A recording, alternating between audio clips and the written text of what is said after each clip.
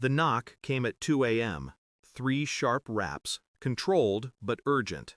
When I opened the door, my neighbor stood there, half-dressed, trembling. A retired detective, 40 years in homicide.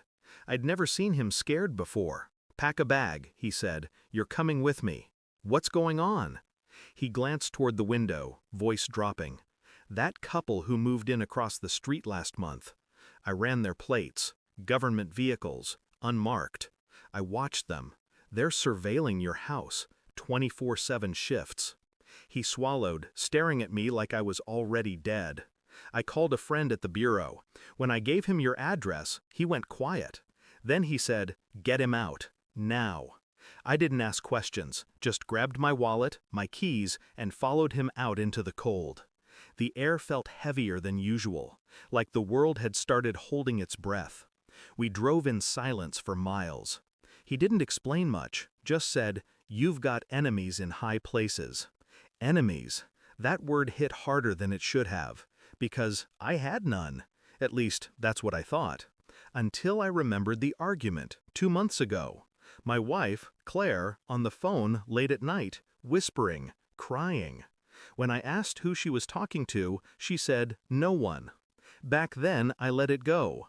You learn not to chase ghosts in a marriage. You just learn to sleep beside them. But now, sitting in that car with the detective's hands shaking on the wheel, I felt something click. Not panic, recognition. I'd been watched long before the unmarked cars arrived. When we reached a cheap roadside motel, he parked, killed the lights, and faced me. "They're not random," he said. "Whoever ordered this, they know you personally." He looked like he wanted to say more, but didn't. And that silence said everything. I checked Claire's phone records the next morning. She didn't notice. The habit of years made it easy. Her passcode hadn't changed. It never did. There were numbers I didn't recognize, federal area codes, and one name that made me stop breathing. Agent Mark Rennick. I knew him. He'd been at our wedding. A colleague of hers from the department. They'd worked consulting cases together. That's what she told me. Except Rennick's calls started the same week I was promoted at my firm. The week someone leaked the confidential audit files I was handling. The week I noticed the same black sedan parked 3 nights in a row. It wasn't surveillance. It was insurance. She'd sold me out. Not for money, she didn't need it. For something else. Loyalty. Maybe fear. Maybe both. I started keeping notes. Screenshots. Receipts. Every timestamp. By the 4th day, I had enough evidence to destroy her. But I didn't call her out. No. That would have been mercy. I waited. Watched her routine like she watched me. The way her eyes flickered when she got a text. The way her voice softened when she said Rennick. She thought I was still asleep when she whispered, "It's almost done. He doesn't suspect a thing." But I heard her. Every word. The detective helped me trace the surveillance order. It wasn't official. Forged credentials. Private access to bureau tech. Rennick's signature. Claire's name in the approval logs.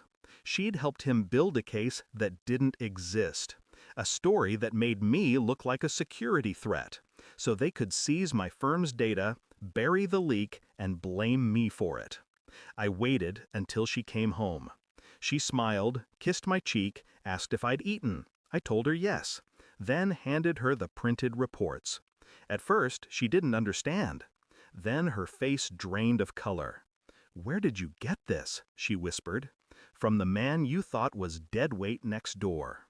She looked up at me, tried to speak, but I saw the truth before she could form a word. It wasn't guilt. It was relief. Because secrets only hurt when they're still hidden. I didn't shout, didn't touch her. I simply told her what I'd done.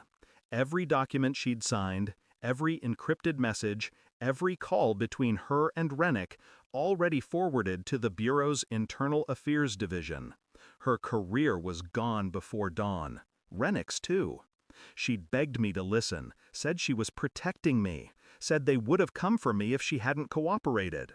But I'd already stopped listening. Because that's what betrayal does. It doesn't break you. It rewires you. By morning, she was gone, and for the first time in months, the house felt quiet. The detective moved away a week later, said he'd done enough damage control for one lifetime. I still see the unmarked car sometimes. Different plates, different driver. But I know it's them. Watching. Waiting. Let them. They think surveillance gives them power. But it only shows what's already true. That I'm not the man they were watching anymore. Claire taught me something I'll never forget. The most dangerous people aren't the ones with guns or badges.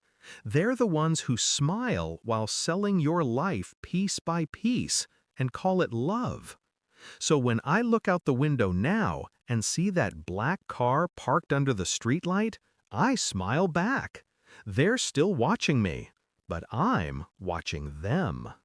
Thanks for watching. Don't forget to like, share, and comment. Subscribe now to Cheating Stories Insight World for more amazing stories.